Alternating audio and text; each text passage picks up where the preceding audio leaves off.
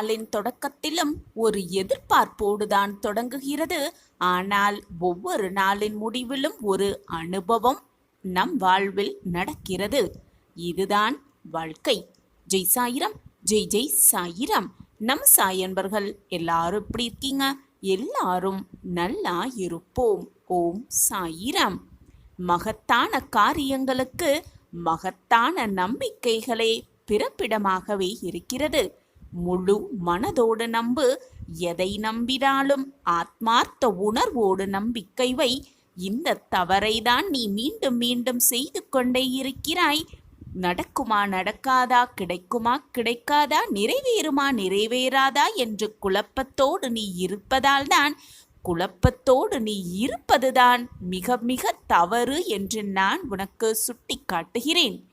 என் அன்பு குழந்தையே, போதும், இந்த எண்ணத்தை நிறுத்திவிடு. இந்த தவறை நீ மீண்டும் மீண்டும் செய்து கொண்டே இருந்தால், நினைத்து கொண்டே இருந்தால் கஷ்டம் உனக்குத்தான். உன் மனமும் வேதனைப்படுமே ஒழிய, உன் உடம்பும் வீணாகுமே ஒழிய எதுவுமே நல்லது நடக்கவே நடக்காது. எல்லாம் தவறாகத்தான் முடியும். எப்பொழுதுமே நேர்மறையாக நடக்கும் என்று நம்பு. எப்பொழுதுமே நேர்மறையாக நமக்கு கிடைக்கும் என்று நம்பு. எப்பொழுதுமே நேர்மறையாக நம் வாழ்க்கையில் நாம் ஆசைப்படுவது நிறைவேறியே தீரும் என்று நம்பு. எப்பொழுதுமே நேர்மறையாக நமக்கு நாம் விருப்பப்படுவது எல்லாமே நமக்கு சாதகமாக முடியும் என்று நம்பு.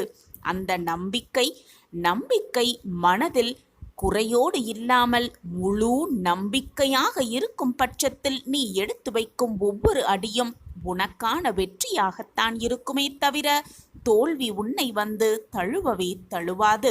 ஆனால் வைக்கின்ற நம்பிக்கை 100% அல்ல, 1000% உன்மீதும் உன் வாழ்க்கை மீதும் அப்பா மீதும் முழுமையாக இருக்க வேண்டுமே தவிர குறைவாகவோ குழப்பத்தோடோ இருக்கவே கூடாது. அப்படி இருந்து பார், உன் வாழ்வில் எல்லாமே உனக்கு சுகமாகவே அமையும். எனவே என் குழந்தையே, தவறை அவநம்பிக்கையோடு நம்புகிறேன் என்று குழப்பமான மனநிலையோடு அந்த தவறை மீண்டும் செய்யாதே. போதும், அனைத்தையும் நிறுத்திவிடு.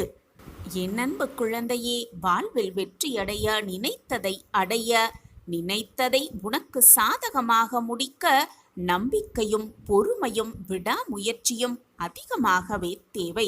மற்றவர்கள் பயணிக்கிறார்களே என்று அதே வழியில் நீ பயணித்துக் கொண்டிருப்பதாலும், மற்றவர்கள் இந்த வேலையை செய்கிறார்களே அவர்களைப் போல் நாமும் இந்த வேலையை செய்தால் நம் வாழ்விலும் வெற்றி வந்து குமியும் என்று மற்றவர்கள் செய்வதை அப்படியே நீயும் புரிந்து கொண்டு அதன்படியே செய்வதால் எந்த பலனுமே அல்ல. உனக்கான தனி வழி, உனக்கான புது தொழில், உனக்கான புதிய சிந்தனை என்று இருந்து பார். உன் மனதும் அல்ல, உன்னுடைய வாழ்வும் உனக்கு பிரகாசமாகவே இருக்கும். சாயிநாதரை, நானும் நீங்கள் கூறியபடி புது வழியில் என்னுடைய புதிய சிந்தனையில் தான் பயணித்துக் கொண்டிருக்கிறேன். நம்பிக்கையோடு, உழைப்போடு, விடாமுயற்சியோடு நான் என்னுடைய செயலை செய்து கொண்டுதான் இருக்கிறேன். ஆனாலும் வெற்றி என்ற மகுடம் என் தலையில் வந்து சூடாமல் இருப்பதற்கு என்னதான் காரணமாக இருக்கும் என்று நீ உன் மனதில் எழுவது, நீ உன் மனதில் நினைப்பது எனக்கு புரியாமல் இல்லை குழந்தையே. உன்னுடைய உழைப்பும் உன்னுடைய நம்பிக்கையும் உன்னுடைய விடாமுயற்சியும் உண்மைதான். எனக்கு அது நன்றாகவே தெரியும். உன் எண்ணமும் எனக்கு புரியும், உன்னுடைய செயலும் எனக்கு புரியாமல் இல்லை. ஆனால் வெற்றி என்ற மகுடம் உன் தலையில் வந்து சூழ சில முட்கள், சில கஷ்டங்கள், சில போராட்டங்களை நீ அனுபவித்துதானே ஆக வேண்டும். காயப்பட வேண்டும், முட்களால் காயப்பட வேண்டும் என்று நான் சொல்லுவது, வாழ்க்கை என்னும் மிகப்பெரிய அடுத்த பக்கத்திலிருந்து நீ பல சந்தர்ப்பங்களையும் பல சூழ்நிலைகளையும் புரிந்து கொள்ள வேண்டும் என்பதை தான் நான் உனக்கு வலியுறுத்தி கொண்டே இருக்கிறேன். உன்னுடைய வெற்றிக்கு நடுவில்தான், உன்னுடைய வெற்றியின் முடிவில் இத்தனை சறுக்கல்கள் உனக்கு சிறிய சிறிய இடையூறுகளாகவே இருக்கிறதே தவிர இறுதியில் உனக்கான வெற்றி உன்னை வந்து சேரும். உன்னுடைய மன வலிமையை சோதிப்பதற்காகத்தான் அந்த சறுக்கல்கள் நடக்கப்பெறுகிறது என்பதுதான் உண்மையிலும் உண்மை. அந்த நேரத்தில் மனவலிமையோடு நீ போராடி துணிச்சலோடு தைரியமாக எடுத்து வைத்தால் வெற்றி என்னும் மகுடத்தை நிச்சயமாக உன் தலையில் நீ சூடிக்கொள்ளலாம்.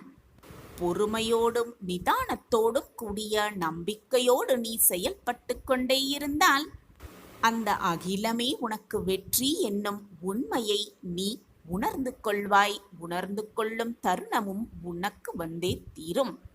உனக்கு வரும் கஷ்டங்களாலும் அந்த வெற்றி என்னும் மகுடத்தை சூடுவதற்கு முன்பாக உனக்கு வரும் வேதனைகளாலும் போராட்டங்களாலும் சற்று கடினமாக இருப்பது போல்தான் தோன்றும். மனவேதனையாக இருப்பது போல்தான் தோன்றும். வாழ்க்கையே வெறுத்துவிட்ட போன்ற சிந்தனையும் உன் மனதில் எழத்தான் தோன்றும்.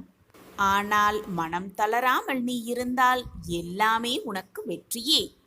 உனக்கு கஷ்டங்களும் பிரச்சனைகளும் போராட்டங்களும் வரும் பொழுது அதன் நடுவில் நீ நிர்கதியாக நிற்பது போல ஒரு தோற்றத்தை உணர்ந்து கொள்கிறாயா? ஒரு தோற்றம், ஒரு பிம்பம் உன் மனதில் எழுகிறதா? அப்பொழுது நடுவில் யாருமே இல்லாமல் நிர்கதியாய் நிற்கின்றோமே என்ற எண்ணத்தை மறந்துவிட்டு கண்களை மூடிக்கொண்டு மன அமைதியோடு நிதானமான சிந்தனையோடு எதையுமே யோசிக்காமல் சாந்தமான மனநிலையோடு இரு. அமைதியான சூழ்நிலை உன்னுள் கொண்டு வா. அந்த நேரம் உனக்கு நன்றாகவே புரியும். நீ நிற்பது உன் சாயப்பாவின் என்னுடைய பிடியில்தான் என்பது உனக்கு தெள்ளத் தெளிவாகவே புரியும். உன்னை சாயப்பாவாகிய நான் தாங்கிக் கொண்டே இருக்கிறேன், தாங்கிக் கொண்டுதான் இருக்கிறேன் என்பதை மனமாற உணர்ந்து கொள்வாய். எதற்குமே அஞ்சாதே. எதையும் துணிந்து எதிர்த்து நின்று போராடு. உனக்கான என்னுடைய துணை என்றுமே உனக்கு உண்டு என் குழந்தையே. உன்னை நிச்சயமாக நான் நல்வழிப்படுத்துவேன். உனக்கான வழிகள் முட்களாக இருந்தால் அதை உனக்கு முன்பாக சென்று மலர் பாதையாக மாற்றியமைக்க உன் சாயப்பா உன்னோடு இருக்கும் வரை உனக்கு ஏன் மனக்கவலை? உன்னை சுற்றி நடக்கும் அனைத்துமே வெற்றியாக மாறும். அதற்கு உன் சாயப்பா நானே பொறுப்பு. என்னுடைய பரிபூரண அருளும் ஆசிர்வாதமும் அன்பும் எப்பொழுதுமே என் பிரியமான குழந்தைக்கு இருந்து கொண்டே இருக்கும். எப்பொழுதுமே என் ஆசிர்வாதம் உனக்கு இருந்து கொண்டே இருக்கும். மகிழ்ச்சியோடு கூடிய சந்தோஷமான வாழ்வை நிம்மதியாக நீ வாழ்வாய். அன்று முதல் இன்று வரை அப்பா மீது முழுமையாக நம்பிக்கை செலுத்தும் எவரையும் நான் கைவிட்டு விட்டதே இல்லை. எவரையும் நான் நிர்கதியாக விட்டதும் இல்லை. அப்பா மீது முழுமையாக நம்பிக்கை வைத்துவிட்டு பின் நடக்குமா நடக்காதா என்ற குழப்பத்தோடு இருந்தால் நான் என்னதான் செய்ய முடியும்? நடக்கும் என்று நம்பு, முடியும் என்று நம்பு. நேர்மறை சிந்தனையாக இரு. எதிர்மறை எண்ணத்தை உன் மனதில் உள்ளே விடாதே. அனைத்தும் உனக்கு சாதகமாகவே முடியும். நீ இது நாள் வரை செய்த தவறை மறந்துவிடு, நிறுத்திவிடு. எல்லாமே உனக்கு சுபமாக நடக்கும்படி நான் பார்த்து கொள்கிறேன். காலம் சென்றால் திரும்ப வரவே வராது.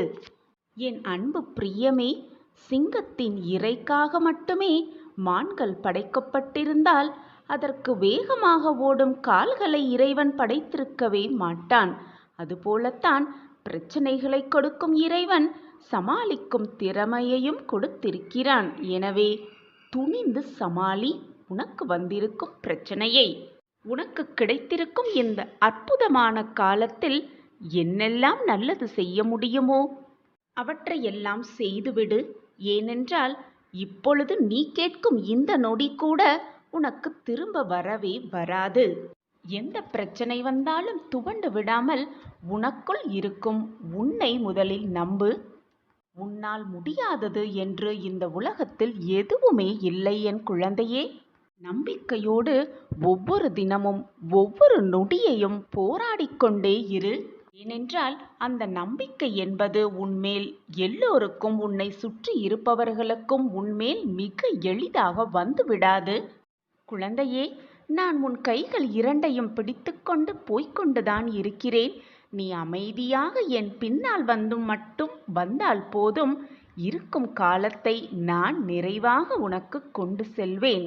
கண்மணியே, உன்னில் எழும் தேவையில்லாத சிந்தனை என்னும் காரணம் ஒன்றையே நீ 10ஆக பார்க்கும் கண்கள் உன்னுடைய மனம்தான். அதை புரிந்து கொள்.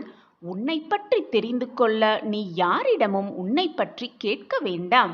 யாரிடமும் கேட்கவே வேண்டாம். முதலில் கண்ணாடியை போய் பார். அதுதான் உன்னை உண்மையாக பிரதிபலிக்க செய்யும். நீ சொல்கிறாய், என்னுடைய வலது கை இடது கையாக தெரிகிறதே என்று நீ சொல்லுவாய். ஆனால் உன்னை உண்மையாக பிரதிபலிக்க செய்வதே அந்த கண்ணாடிதான். அனைத்துமே திசை மாறி காட்டலாம். ஆனால் உன்னுடைய ஆன்மாவை மிக சரியாக காட்டுவது அந்த கண்ணாடியே. அதில் நீ உன்னை நினைக்கின்ற எண்ணம் உயர்த்தி பேசி அந்த கண்ணாடி முன் நின்று பார். அப்பொழுது உனக்கு தெரியும் உன்னுடைய உயரங்கள் எல்லாம் எவ்வளவு குள்ளமாக இருக்கிறது என்பது அப்பொழுதுதான் உனக்கு புரியும். இதுவே இப்படி இருந்தால் நீ உன்னை தாழ்த்தி யோசித்து பின் கண்ணாடி முண்டு நின்று இருந்தால் எப்படி இருக்கும் என்று நீயே சற்று சிந்தித்துப் பார் என் குழந்தையே. அவை உனக்கு தோல்வியாக கூட இருக்கலாம். ஆனால் அதுதான் மிக அற்புதமான உனக்கு கிடைத்த பொக்கிஷமான அனுபவம். அந்த அனுபவத்தால் நீ கற்றுக்கொண்ட பாடம் வெற்றியை விட கோடி மடங்கு, லட்ச மடங்கு மிக பெரியது. வெற்றி என்பது தற்காலிகமே. வெற்றி தோல்வி, இன்பம் துன்பம், கஷ்டம் நஷ்டம் எல்லாம் மாறிக்கொண்டேதான் இருக்கும். எதுவுமே இங்கு நிரந்தரம் இல்லை. நிரந்தரமே இல்லாத இந்த உலகத்தில் எனக்கு வெற்றி வந்துவிட்டால் கொண்டாட்ட பாகுவதும், தோல்வி வந்துவிட்டால் துவண்டு செல்வதும் யாருக்கு என்ன லாபமாக இருக்கப் போகிறது? ஆனால் தோல்வியாக உனக்கு கிடைத்த பாடம், நீ அதனால் கற்றுக்கொண்ட பாடம், உனக்கு கிடைக்கப் போகும் வெற்றியை மிக சுலபமாக எட்டி பிடிக்கலாம். அதுதான் உண்மையான வெற்றியும் என் குழந்தையே. அது உன் மனதையும் உன் வாழ்க்கையையும் பக்குவப்படுத்தும். நீ எப்படி இருக்க வேண்டும், என்ன செய்ய வேண்டும் என்று உன் ஆன்மாவின் மகத்துவத்தை பற்றி உனக்கு சொல்லி உன் பிறப்பையே புனிதப்படுத்தும். நான் சொல்லும் வழிகளில்தான் நீ இப்பொழுது சென்று கொண்டிருக்கிறாய். நிழலெது நிஜம் எது என்று பாகுபாடு காட்டத் தெரிந்திருக்கிறாய். எனவே எதற்குமே கலங்காதே என் குழந்தையே. உன் தந்தை நான் இருக்கிறேன். உன்னுடைய எல்லா பிரச்சனைகளுக்கும் நிச்சயமாக ஒரு தீர்வு இருக்கிறது. தீர்வே இல்லாத பிரச்சனையை இறைவன் உருவாக்குவதே இல்லை. உன்னுடைய வலியை குறைக்க நிச்சயமாக ஒரு வழி இருக்கத்தான் செய்கிறது. அப்பா கூறிய இந்த வழியை பின்பற்றி உன் மனவேதனைக்கு சற்று ஆறுதல் படுத்திக்கொள். உன் பிரச்சனைகளுக்கான தீர்வை பெற்றுக்கொள். உன்னுடைய இந்த கஷ்டமான வாழ்க்கையின் நிலையை நிச்சயமாக உன் அப்பா மாற்றி காட்டுவேன்.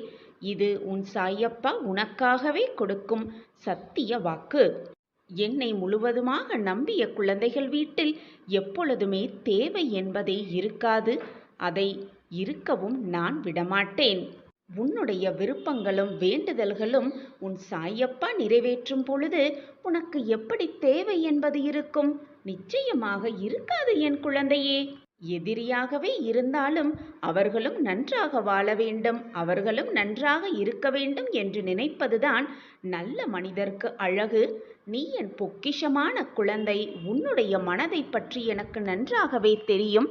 எப்பொழுதும் மற்றவர்கள் நன்றாக இருக்க வேண்டும், மற்றவர்கள் வாழ்க்கையும் ஜெயிக்க வேண்டும் என்று என்னிடம் வந்து உன் பிரச்சனையை தீர்ப்பதற்கான வழியை கூறுவதற்கு முன், உன் பிரச்சனைகளை என்னிடம் கூறுவதற்கு முன் மற்றவர்களின் பிரச்சனையை கூறி அவர்களது வாழ்க்கையை சரி செய்யும்படிதான் என்னிடம் கேட்கிறாய். குழந்தையே, உன் பாசமான அன்பு எனக்கு புரிகிறது. உன்னுடைய இரக்க குணமும் எனக்கு புரிகிறது கண்மணி. மற்றவர்களை பற்றி மட்டுமே சிந்திக்கும் நீ, உன்னுடைய இந்த பொக்கிஷமான குணம் எனக்கு மிகவும் சந்தோஷத்தை தருகிறது. இவ்வளவு நல்ல மனம் படைத்த என் கண்மணிக்கு நான் நல்லதை செய்யாமல், பிரச்சனைகளுக்கான தீர்வை தராமல் வேறு என்ன வேலை இருக்கிறது உன் சாயப்பாவிற்கு? உன்னுடைய பிரார்த்தனையும் உன்னுடைய வேண்டுதல்களும் நீ சொல்லித்தான் எனக்கு தெரிய வேண்டும் என்றில்லை. நீ மனதால் ஒருமுறை நினைத்தாலே போதும். இல்லை இல்லை, நீ என் கண்ணை பார்த்தாலே போதும். உனக்கு தேவையானதை, உனக்கு கிடைக்க வேண்டியதை அள்ளி அள்ளி கொடுக்கும் பொறுப்பை உன் சாயப்பா ஏற்றிருக்கும் பொழுது வீணாக கவலைக்கு உன் மனதிற்கு இடம் கொடுக்காதே. நிம்மதியாக வைத்துக்கொள் உன் மனதை. உன் பிரச்சனைக்கான தீர்வு நிச்சயமாக ஏதாவது ஒரு ரூபத்தில், ஏதாவது ஒரு தகுந்த நேரத்தில் உன்னிடம் வந்து சேரும். நிச்சயமாக சேரும். இது சாயப்பா உனக்காக கொடுக்கும் சத்திய வாக்கு. என் வாக்கு என்றைக்கும் பொய்த்ததில்லை குழந்தையே.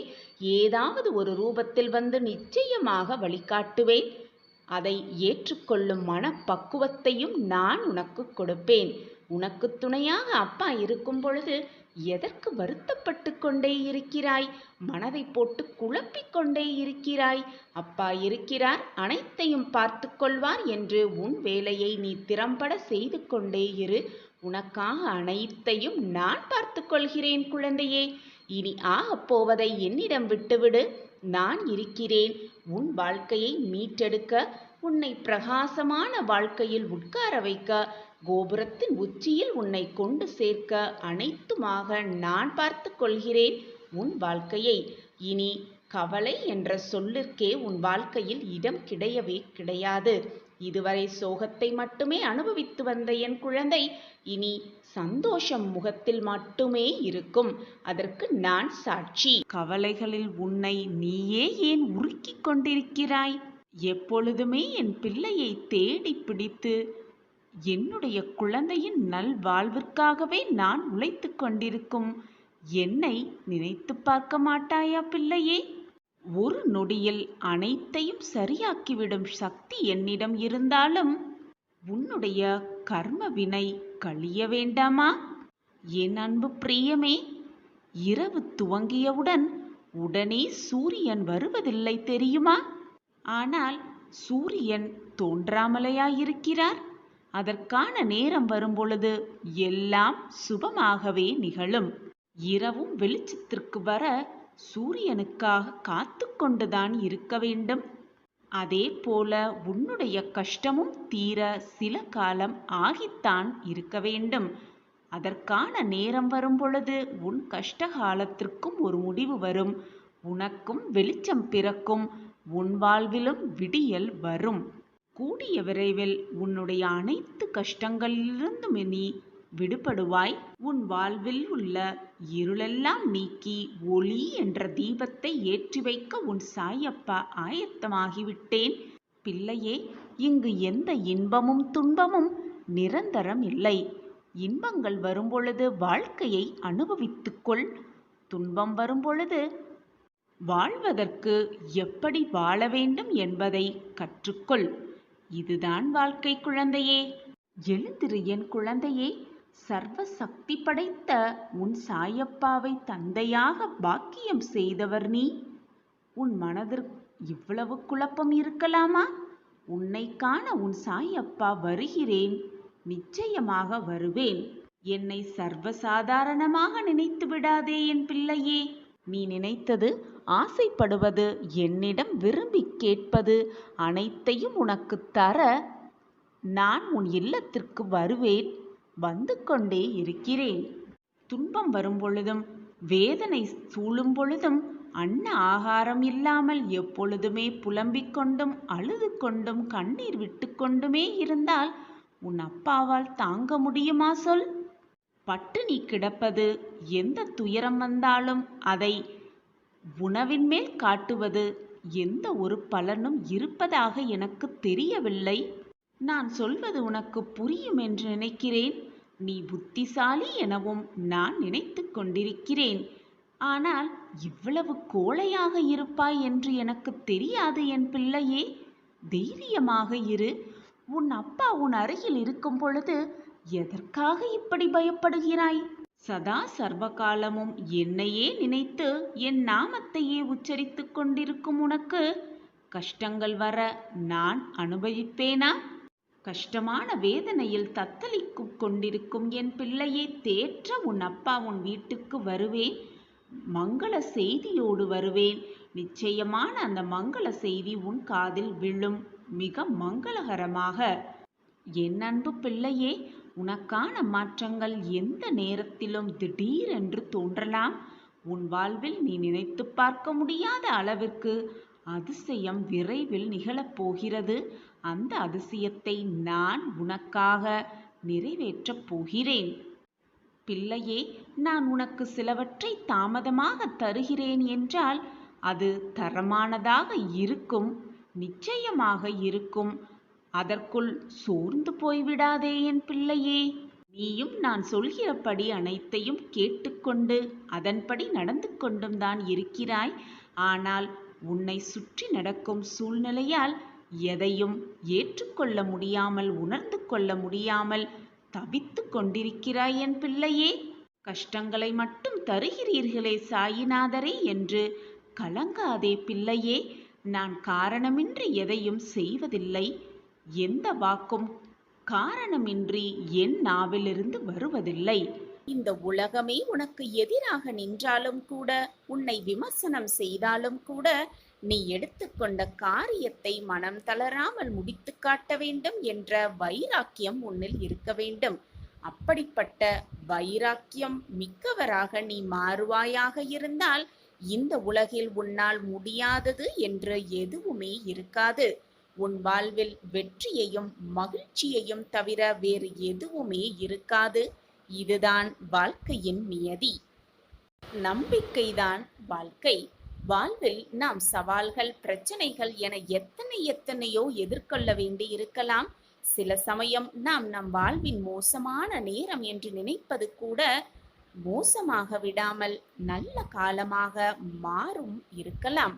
எல்லாவற்றையும் இழந்து நிற்கும் நிலைமையிலும் கூட, எது நம்மை விட்டு விலகி சென்றாலும் கூட, வாழ்க்கையே போய்விட போகக்கூடும் அந்த சூழ்நிலையிலும் கூட, வானமே இடிந்து உன் தலையில் விழும் சூழ்நிலையில் நீ இருந்தாலும் கூட, நம்பிக்கையோடு இருந்தால் கட்டாயம் ஏதேனும் பாதை உன் கண்களுக்கு பிரகாசமாகவே தெரியும். இரவு நீண்டு கொண்டே இருக்கிறதே என்று கவலைப்படுவதை விட, இந்த இரவு நீண்டதால்தான் விடியல் தோன்றும் என்ற நம்பிக்கை உன் மனதில் இருக்க வேண்டும். இரவு நீண்டாலும் விடியல் தோன்றதானே செய்யும். நம்பிக்கைதான் வாழ்க்கை. இதை விளக்கும் விதமாக ஒரு சிறிய கதையை பார்க்கலாம். ஒரு ஊர்ல ஒரு நல்லவன் வாழ்ந்து வந்தான். எப்பொழுதுமே தன்னால் இயன்றவரை மற்றவர்களுக்கு உதவுவதுதான் அவனின் தனி தன்மையாகவே இருந்து வந்தது. ஒரு நாள் அவன் வெளியூருக்கு சென்றபோது அவன் ஒருவன் மட்டும் சென்ற சிறு படகு கவிழ்ந்துவிட்டது. கடல் நீரினால் அடித்து செல்லப்பட்ட அவன் யாருமே இல்லாத தீவு ஒன்றில் கரை ஒதுங்கினான். திகைத்து போனாலும் தன்னை காப்பாற்ற யாரேனும் வருவார்கள் என்ற நம்பிக்கையோடு காத்திருந்தான்.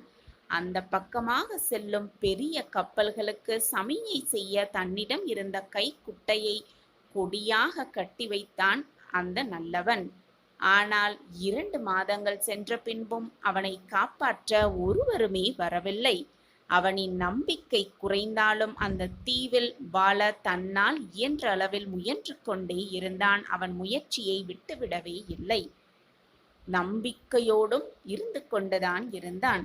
அங்கே இருக்கும் விலங்குகளிடமிருந்து தன்னை காப்பாற்றிக் கொள்ள சிறு குடிசை ஒன்றை கட்டிக்கொண்டான். அங்கே கிடைத்த சிறு சிறு உணவுப் பொருட்களை தேடி தேடி கண்டுபிடித்து எடுத்து உண்டு பசியை ஆற்றிக்கொண்டான். அதே நம்பிக்கையோடு.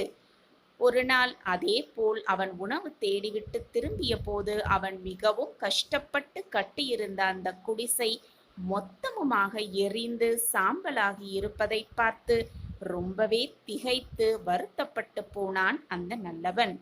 குடிசை இருந்த இடத்தில் புகை மட்டுமே வந்து கொண்டிருந்தது. அவ்வளவுதான் அவனுக்கு கோபம் தலைக்கேறியது. விரக்தி மேலோங்கியது. நம்பிக்கையை முழுவதுமாக இழந்தான். கோபத்தோடு கத்த ஆரம்பித்தான். நல்லது செய்த அவனுக்கு எல்லாமே தீங்காக நடப்பதாக அழுது புலம்பினான். நான் இதுநாள் வரை மற்றவர்களுக்கு நல்லது மட்டுமே செய்து கொண்டிருக்கிறேன். மற்றவர்கள் நன்றாக வாழ வேண்டும் என்பதை மட்டுமே நான் சிந்தனையாக வைத்துக் கொண்டிருக்கிறேன்.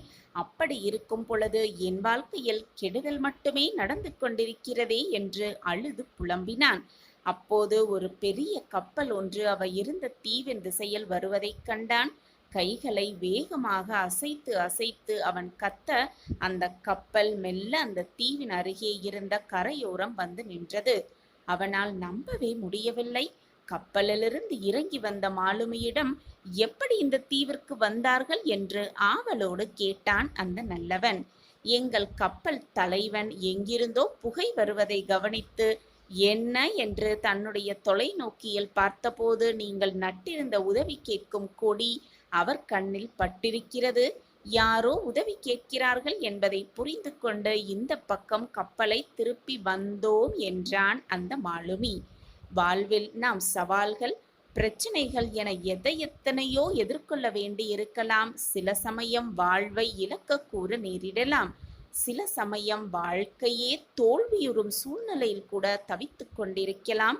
இனி வாழ்வதற்கு வாய்ப்பே இல்லை என்ற சூழ்நிலையில் கூட இருக்கலாம். சில சமயம் நாம் நம் வாழ்வின் மோசமான நேரத்தில் கூட இருக்கலாம். ஆனால் எல்லாவற்றையுமே இழந்து நிற்கும் நிலைமையிலும் நம்பிக்கையோடு இருந்தால் கட்டாயம் ஏதாவது ஒரு பாதை கண்களுக்கு புலப்படும் என்பதுதான் உண்மையிலும் உண்மை. இரவு நீண்டாலும் விடியல் தோன்றதானே வேண்டும்.